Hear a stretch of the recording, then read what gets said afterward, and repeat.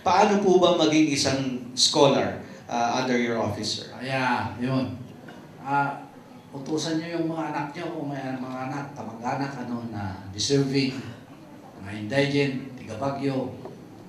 Siyempre, may requirement, may certification yata ng SK, chairman ng barangay, na tigaron yung bata, no? Na nakatira, ganyan. Parang maibigay naman natin sa ating mga deserving na tiga-Bagyo. Kaya, and then they create 79 to 80 yata yung lowest, no? Yung bata. And then, hindi mataas na kurso ang kukunin.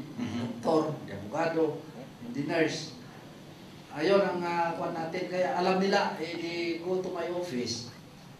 For October, hopefully, mga 500 yung ilalagay natin na scholars. So you're looking for 500 scholars po?